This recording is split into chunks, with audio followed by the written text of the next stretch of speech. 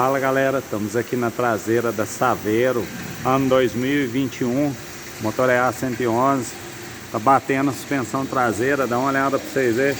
Levantamos no elevador, só de você bater o olho aqui você já vê ó, o amortecedor como é que tá, ó. Vazando todo o óleo, perdeu todo o óleo do amortecedor, tá vendo?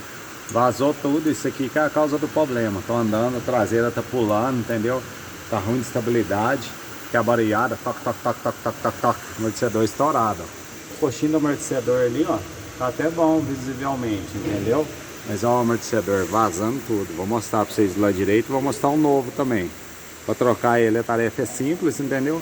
Tem que apoiar a mola numa o cavalete por causa da mola, a pressão dela.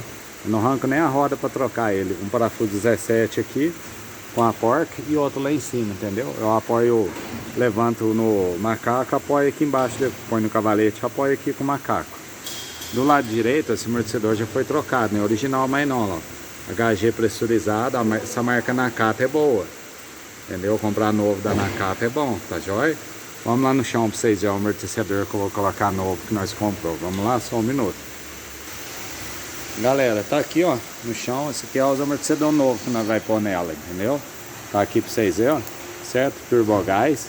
A marca que nós optou por comprar é a Perfect. Marca boa aí, segunda linha, meio boa, entendeu? Tá aí para vocês verem, ó, compramos o coxinho dele também, o coxinho não, o batente, entendeu?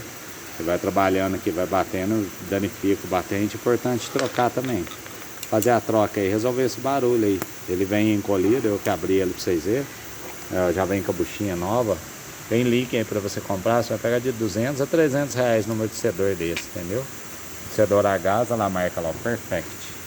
Beleza? Fica a dica para vocês aí, vamos resolver o barulho e melhorar a estabilidade nela, né? Valeu meus amigos, grande abraço, até a próxima.